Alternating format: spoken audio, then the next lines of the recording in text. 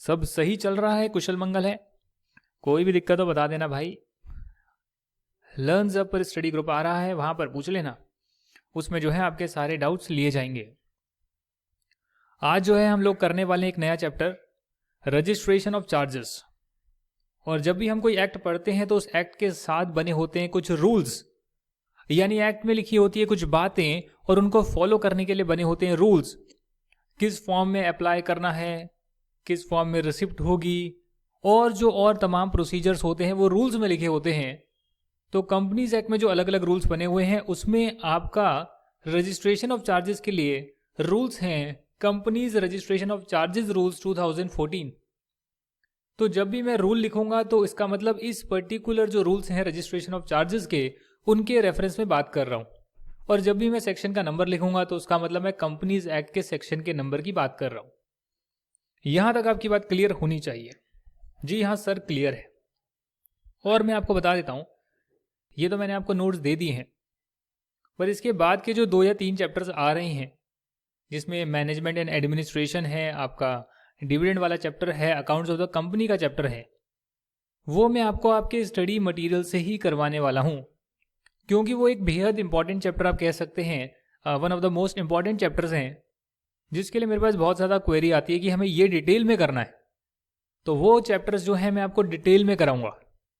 ये जो चैप्टर है हम लोग अभी नोट से डिस्कस करेंगे और उसके बाद स्टडी मटेरियल के जितने भी आपके टॉपिक्स हैं वो मैं आपको दिखाऊंगा, और सारे क्वेश्चन जो होंगे स्टडी मटेरियल के, इलस्ट्रेशंस जो होगी, वो सारी डिटेल में डिस्कशन भी हम करेंगे। फिलहाल मैंने जो है नोट्स बना लिया आपका काम आसान करने के लिए, बट क्योंकि समय कम है, मैं चाहता हूँ आपको डिटेल भी पढ़ाना है और समय भी कम है, तो डायरेक्टली आपको मैं स्टडी मटेरियल से भी गो थ्रू कराऊंगा। अब आज जो है हम लोग स्टार्ट कर रहे हैं रजिस्ट्रेशन ऑफ चार्जेस। तो आपको ये जान लेना चाहिए कि चार्जेस क्या होते हैं।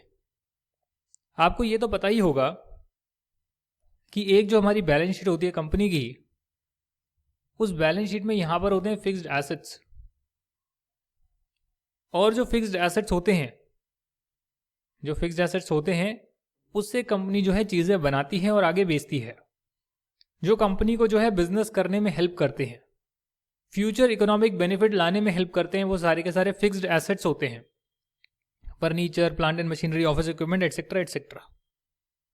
फिर कुछ होते हैं करेंट एसेट्स, जैसे कि डेटर्स, जिनसे आपको पैसा लेना है, जैसे कि आपका स्टॉक या इन्वेंट्री, जो सामान आप बेचते हैं जिससे आप रेवेन्यू जनरेट करते हैं, cash and bank balance, etcetera etcetera. कुछ आपकी करंट लाइबिलिटीज भी होती है जैसे क्रेडिटर्स और ट्रेड पेबल्स, और कुछ आपके होते हैं लोन और ओनर्स फंड यानी शेयर कैपिटल। ये जो आप लोन लेते हैं बाहर वालों से, यहां सारा का सारा झमेला आता है, क्योंकि कोई भी आपको लोन फ्री में नहीं देता, वो बदले में जो है आपसे सिक्योरिटी लेते हैं। और जब वो सिक्योरिटी लेते हैं तो यदि बिजनेस के एसेट की वो सिक्योरिटी लेते हैं तो बोला जाता है कि उन्होंने उस सिक्योरिटी पर चार्ज क्रिएट करा है। यानी कि अगर आप पैसा नहीं दे पाए लोन का, तो वो उस पर्टिकुलर एसेट जिस पर चार्ज क्रिएट करा है उसे बेचकर पैसा निकाल लेंगे। अब ये जो आपने लोन लिया, उस पर अगर आपने कोई सिक्योरिटी दिया जिस पर चार्ज क्रिएट हुआ है, ये आने वाले बंदों को कैसे पता लगेगा? मतलब समझे नहीं आप। आपने लोन लिया, आपने अपना एसेट को जो है चार्ज क्रिएट कर दिया एक पर्टिकुलर एसेट पर। 10 प्लांट एंड मशीनरी है, एक मशीनरी को आपने जो है बोला कि भैया रख लो, तुम इसके कागज रख लो, इस पर चार्ज क्रिएट कर लो, हम आपके परमिशन के बिना इसको बेच नहीं सकते हैं। आपने सब कुछ काम कर लिया। फिर आप किसी और से लोन लेने जाते हैं और उसको भी सेम मशीनरी आप बोलते हैं ले लो चार्ज में। ऐसे आप 10 लोन कलेक्ट कर लेते हैं और बाद में आप बोलते हैं हम पैसे नहीं दे रहे। तो 10 से लोग आएंगे, वो कहेंगे भैया इस मशीन पर तो मेरा चार्ज है, दूसरा बोलेगा मेरा चार्ज है, तो भैया किसका चार्ज होगा? इसीलिए आपको जो चार्ज है उसे आप रजिस्टर करवाते हैं रजिस्ट्रार ऑफ कंपनी के पास। यानी ऑनलाइन की बात करूं तो मिनिस्ट्री ऑफ कॉर्पोरेट अफेयर की वेबसाइट है, उसे MC21 बोलते हैं, वहां पर आप रजिस्टर करवाते हैं इस चार्ज को। और उससे क्या होता है कि जो भी आपको लोन देने वाला बंदा होता है, जो आपके क्रेडिटर्स होते हैं, आपको जो है उधार पर माल देते हैं, वो भी ये चेक कर सकते हैं कि आपके जो एसेट्स हैं उस पर कितना चार्ज क्रिएटेड है, ताकि जो आपको फ्यूचर में लोन देना है नहीं देना उसका डिसीजन वो आराम से ले पाए। सर अगर हमने उस पैसे को लौटा दिया, लोन को लौटा दिया, तब क्या होगा? अगर लोन का पैसा आप लौटा देते हैं तो जो चार्ज क्रिएट करा था उस पर चार्ज हटा देंगे, और हटाएंगे तब भी जो रजिस्ट्रार ऑफ कंपनीज है MC 21 है वहां पर आप इन्फॉर्म करेंगे और वो अपने रजिस्टर ऑफ चार्ज में जो है एंट्री पास करेगा, हटा देगा कि भैया पूरा पैसा जो है पेमेंट हो गई है, कोई भी चार्ज अब क्रिएटेड नहीं है। कई बार ऐसा भी होता है कि कंपनी जो है वाइंडिंग अप में चली जाती है, तो उस केस में जो है कंपनी का ऑफिशियल लिक्विडेटर या रिसीवर को अपॉइंट किया जाता है। उसमें भी वो जो है ये सब चीज़ें देखता है भैया किसका चार्ज है किसका नहीं है, और एसेट को बेच के जो है लौटाता है, सामान जो है चुकाता है, लाइबिलिटीज को पे करता है।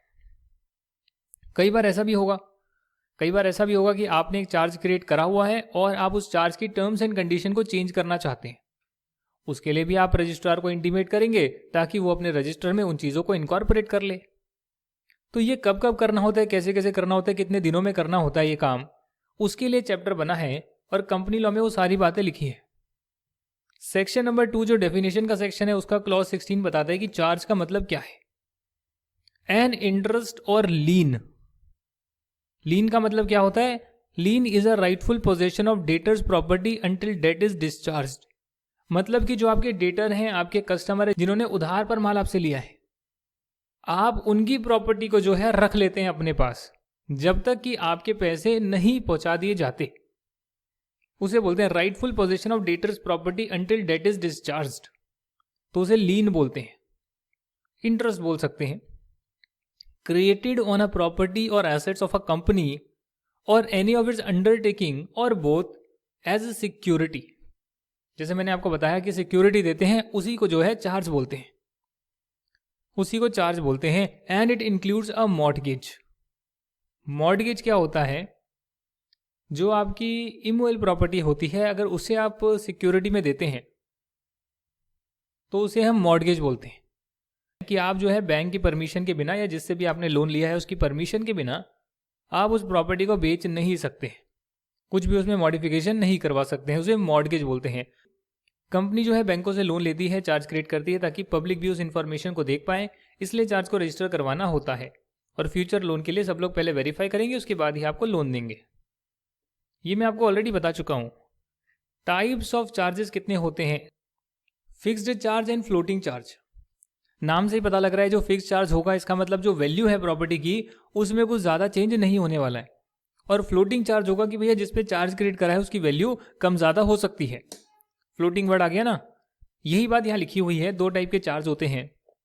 फिक्स चार्ज जो है क्रिएट किया जाता है परमानेंट एसेट्स पे, जैसे कि land, building, machinery etcetera, identified eight the time of creation of charge. जब चार्ज क्रिएट करा तो आइडेंटिफाई कर लिया भैया इस चीज पर मैं चार्ज क्रिएट कर रहा हूं, इस पर्टिकुलर चीज पे मैं चार्ज क्रिएट कर रहा हूं। Example, mortgage can be created by deposit of title deeds instead of proper mortgage.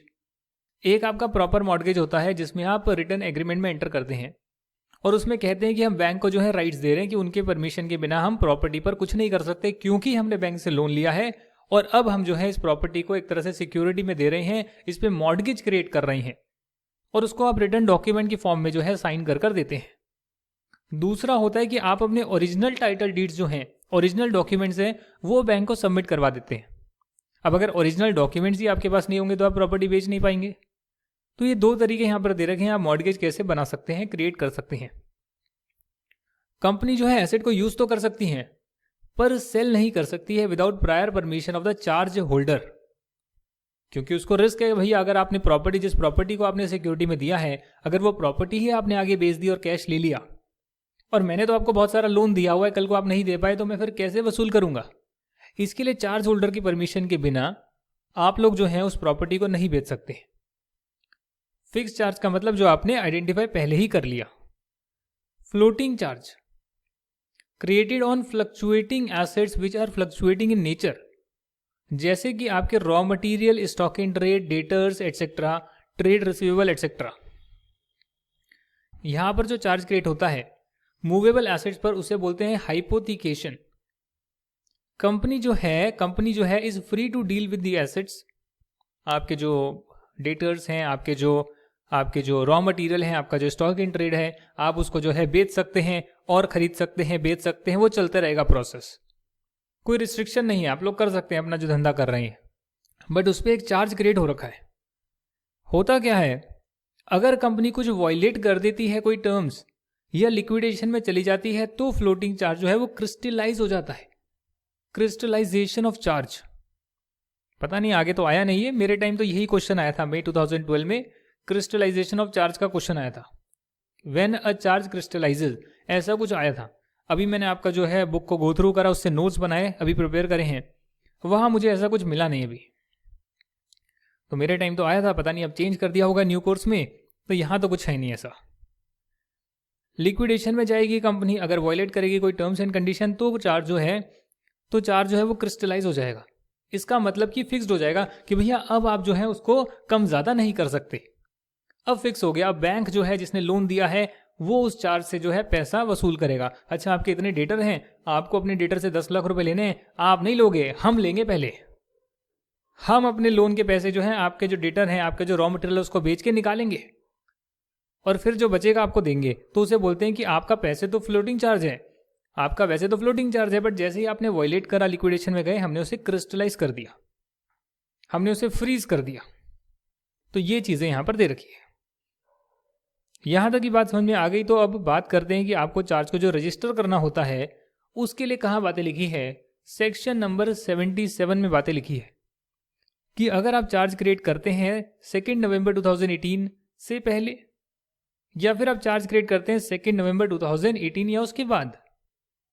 अब वैसे देखा जाए तो मुझे आपको ये पढ़ाना ही नहीं चाहिए, क्योंकि ये पास्ट हो चुका है, 18 जा चुका है, 1920 ईयर चल रहा है, तो अब जो भी फ्यूचर में होगा वो तो ऐसे ही होगा। तो मैं ये जो है टॉपिक काटने वाला था, मैंने कहा ये नहीं पढ़ाते। फिर जो आपके मटेरियल में एंड में क्वेश्चन आंसर दे रखे हैं उसमें यहां से भी क्वेश्चन दे दिया है, तो इसलिए मैंने कहा चलो भाई जो दे रखा है पढ़ा देते हैं, क्या दिक्कत है। पहले का भी प्रोसीजर, बाद का प्रोसीजर दोनों पढ़ाते हैं कि चार्ज क्रिएट हो गया उसको रजिस्टर कैसे करना है।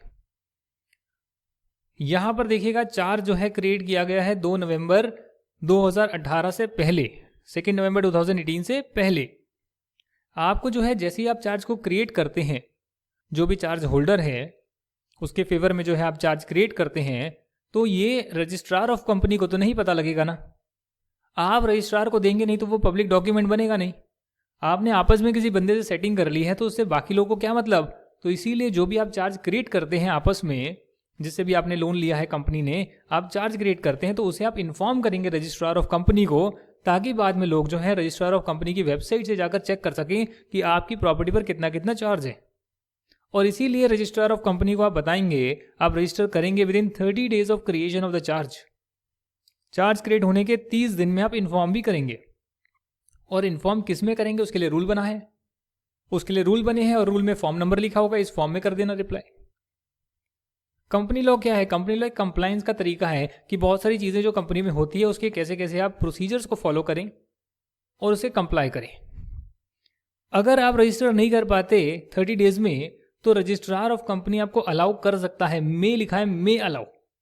मे का मतलब होता है कर भी सकता है या ना भी करे, बट मैं मान के चल रहा हूं करेगा। तो जिस दिन आपने जो है चार्ज क्रिएट करा था उसके 300 दिन में आपको जो है एडिशनल फीस के साथ आप रजिस्टर करवा सकते हैं। यानी 30 दिन निकल गए तो उसके बाद 270 दिन और बचे हैं, एडिशनल फीस के साथ आप करवा सकते हैं।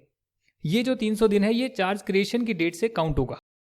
अगर 300 दिन में भी, 300 डेज में भी अगर नहीं कर पाते हैं रजिस्टर, तो उसके बाद 6 महीने का टाइम पीरियड दिया है फ्रॉम 2 नवंबर 2018, और साथ में एडिशनल फीस तो देनी ही होगी।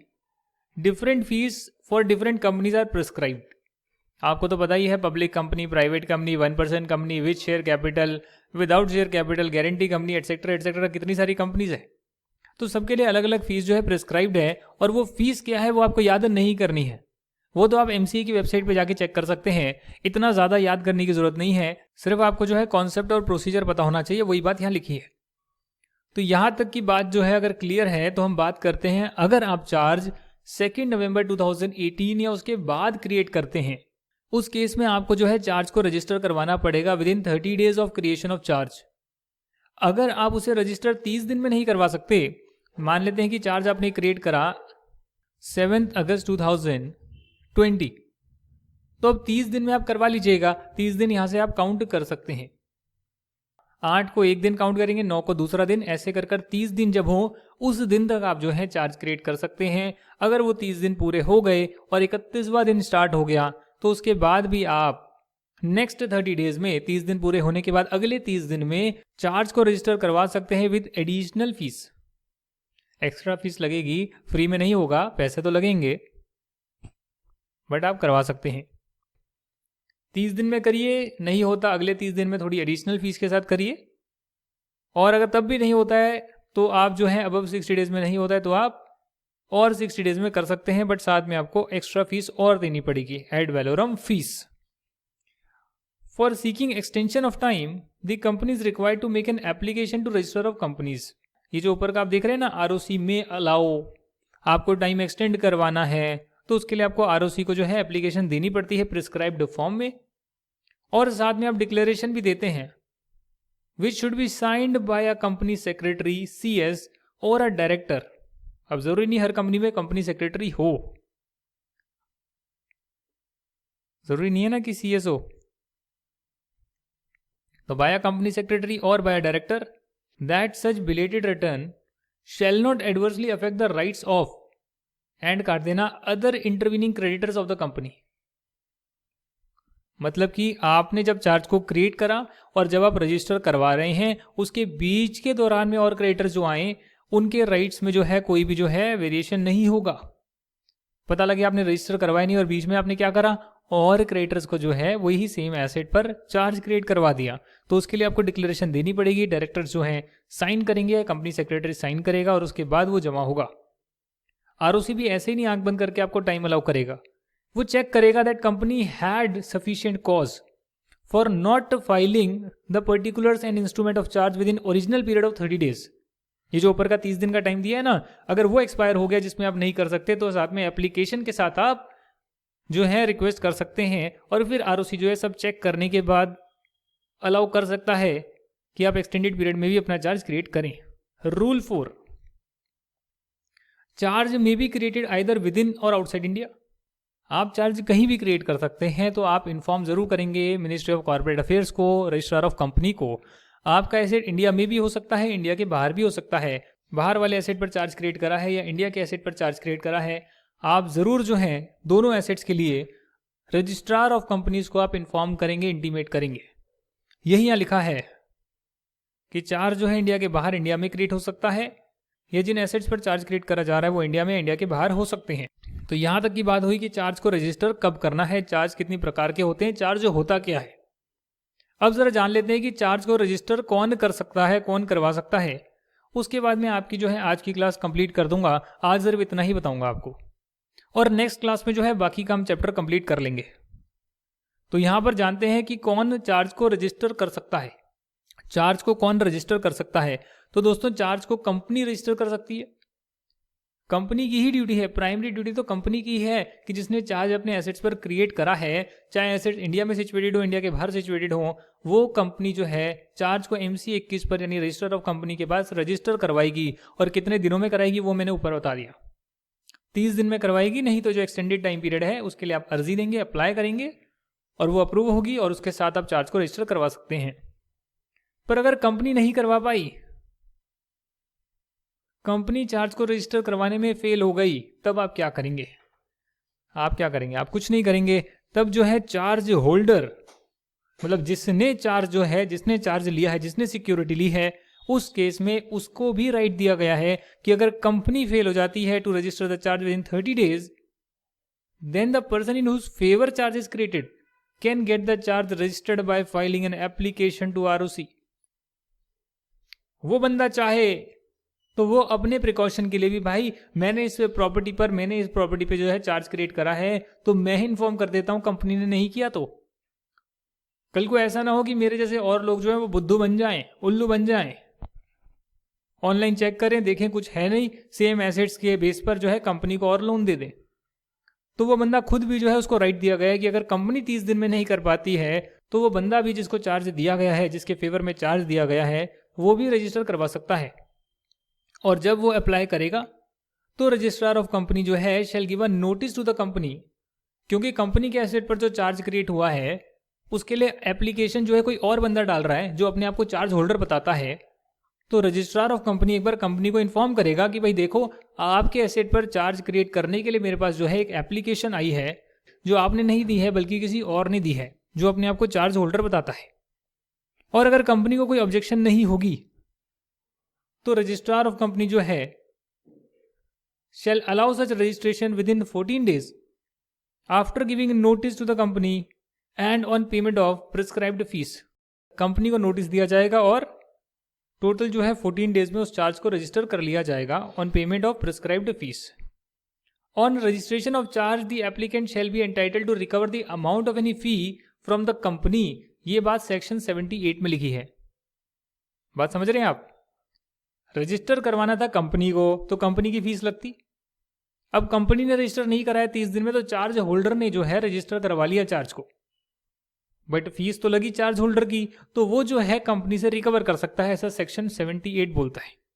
तो कंपनी को राइट दिया है चार्ज रजिस्टर करवाने का, चार्ज होल्डर को भी राइट दिया है अगर कंपनी 30 दिन में नहीं कराती तो, और आखिरी में परचेजर को भी राइट दिया है। मतलब कि यदि कंपनी कोई एसेट को परचेज करती है जिसपे चार्ज ऑलरेडी क्रिएटेड था, हो सकता है कि कोई एसेट हो जिसे आपने खरीदा हो जिसपे चार्ज ऑलरेडी क्रिएटेड हो।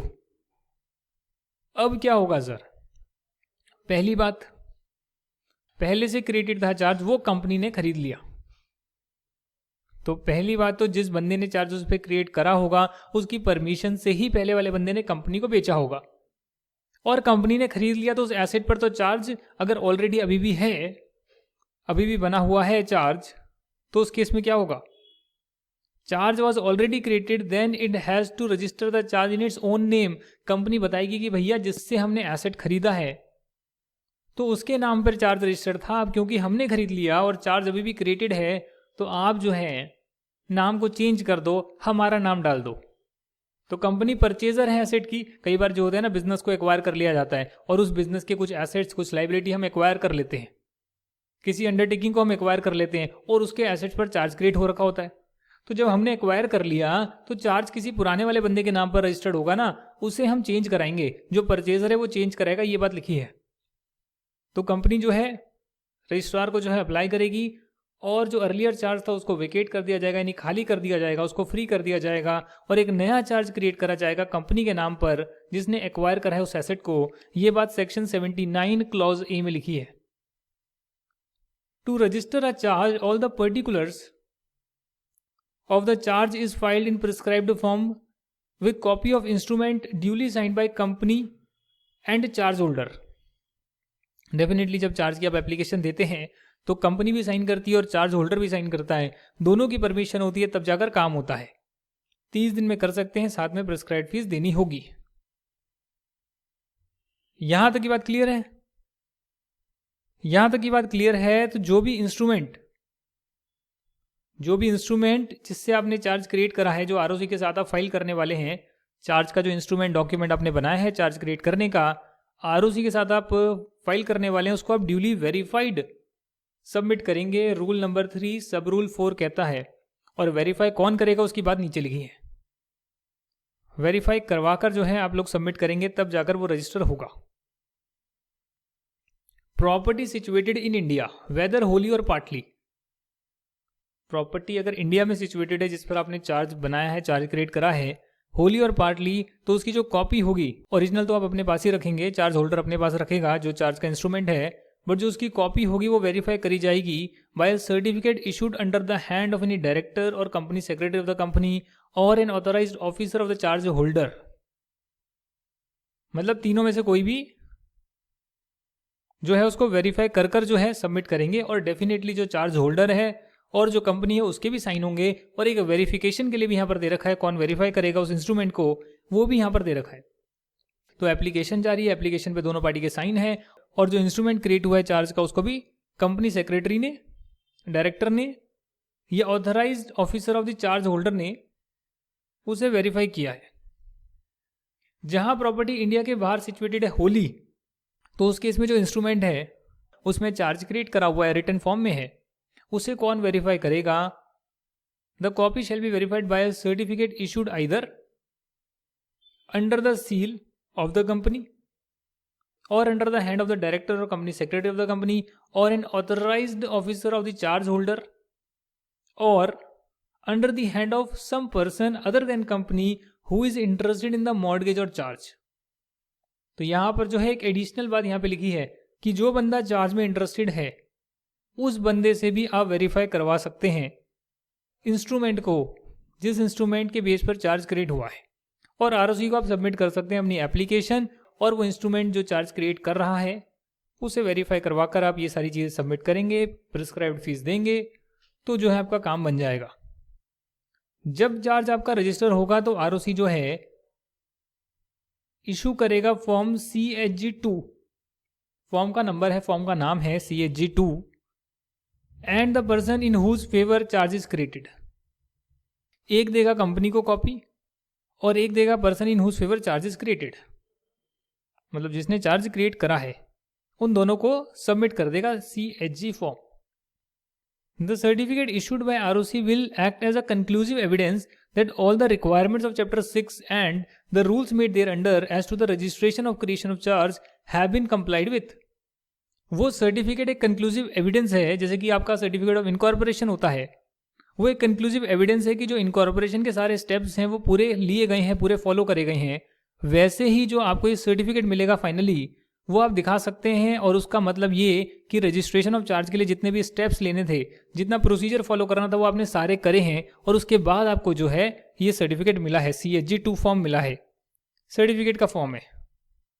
इसका एक प्रोवाइजो भी है। प्रोवाइजो का मतलब एक्सेप्शन, कि सारी बातें तो ठीक है बट सेक्शन 77(1) में एक एक्सेप्शन भी दे दी है, और वहां पर क्या लिखते हैं वो देखें, राइट्स ऑफ लेंडर और charge holder shall not get affected and shall remain as they were before the actual registration, that is rights acquired from the date of creation of charge even if charge is actually registered within the extended period। आपकी कुछ terms and condition थी, आपने जो है 7 अगस्त को जो है आपने जो है चार्ज क्रिएट करा, पर रजिस्टर आप नहीं करवा पाए 30 दिन के भीतर, तो उससे भी जो आपने यहाँ पर चार्ज में आपने एंटर किया है, डॉक्यूमेंट क्रिएट करा है, उसके कुछ राइट्स ऑब्लिगेशन में कुछ दिक्कत नहीं आएगी, वो वैलिड माने जाएंगे, भले ही एक्सटेंडेड टाइम पीरियड में आपने उसको रजिस्टर क्यों ना कराया हो। यहां पर यह बात लिखी है, if charge is created but not registered then it will not be taken into account by the liquidator और other creditors at the time of winding up और liquidation, section 77 subsection 3 and subsection 4। अब अगर charge को आप register करते ही नहीं है, करवाते ही नहीं, तो डेफिनेटली जो है कंपनी पर तो खैर लाइबिलिटी बनेगी, कंपनी ने जो है काम नहीं करा, उसके लिए हम पनिशमेंट वगैरह पढ़ेंगे, बट उसका इंपैक्ट और क्या हो सकता है, जब चार्ज को रजिस्टर ही नहीं कराया तो फिर किसी के पब्लिक रिकॉर्ड्स में आएगा नहीं, और पब्लिक रिकॉर्ड्स में आएगा नहीं तो अगर कंपनी वाइंड अप होती है, लिक्विडेशन में जाती है, तो उस केस में एक लिक्विडेटर अपॉइंट होता है, लिक्विडेटर आप कह सकते हैं, और जो अदर क्रेडिटर्स हैं वो कहेंगे भैया इस एसेट पर तो चार्ज आपने क्रिएट करा ही नहीं है, वो मानेंगे नहीं, तो कंपनी डेफिनेटली लायबल होगी, कंपनी ने गलती करी है, उसने रजिस्टर नहीं कराया है। बट उसका इंपैक्ट ये होगा कि अगर कंपनी कल को लिक्विडेशन में चली जाए तो कोई मानेगा नहीं कि आपके इस एसेट पर चार्ज क्रिएट हो रखा है, वो उसको मानेंगे जैसे कि नॉर्मल एसेट ही है, और जिस क्रेडिटर ने, जिस पर्टिकुलर चार्ज होल्डर ने उस पर चार्ज क्रिएट करवाया होगा वो बेचारा कुछ नहीं कर पाएगा, वो बोलेगा ये तो मेरा एसेट है, पहले मुझे पेमेंट दो एसेट बेच के। बाकी लोग बोलेंगे, लिक्विडेटर बोलेगा, अदर क्रेडिटर बोलेंगे भैया नहीं है क्योंकि रजिस्टर ही नहीं है।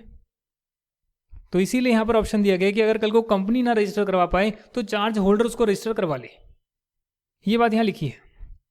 यहां तक का हमने जो है पढ़ाई कर ली है, करीब 2 से 2.5 पेजेस हमने डिस्कशन कर लिया है। बेस बनाना था, इसके लिए थोड़ा सा ज़्यादा समय ले लिया है। अगले जो 2.5 पेजेस हैं, यानी कि ये वाला पेज और ये आपका और पेज जो है, मतलब 2 पेजेस और जो हैं, उसे हम नेक्स्ट क्लास में डिस्कस करेंगे कि चार्ज को अगर मॉडिफाई करना है तो क्या प्रोसीजर है, अगर चार्ज को सेटिस्फाई करना है कि भैया चार्ज क्रिएट करा था, अब पूरी पेमेंट कर दी है, उसे हम सेटिस्फाई करना चाहते हैं, हटाना चाहते हैं, तब क्या प्रोसीजर है। उसके बाद जो है पनिशमेंट क्या है अगर फॉलो नहीं करा, और सेंट्रल गवर्नमेंट के पास पावर है कि अगर वो कुछ रजिस्टर ऑफ चार्ज में जो है मॉडिफिकेशन करवाना चाहे तो करवा सकती है, तो वो क्या पावर है, कब कब करवा सकती है, ये सारी बातें हम जानेंगे, जिसके बाद आपका ये वाला चैप्टर कंप्लीट हो जाएगा। Thank you very much friends for attending this class. इसके बाद जो है हम स्टडी मटेरियल की काफ़ी चीज़ें करेंगे और आपके 2-3 चैप्टर को वहाँ से कराऊंगा। Thank you and bye bye, see you in the next video.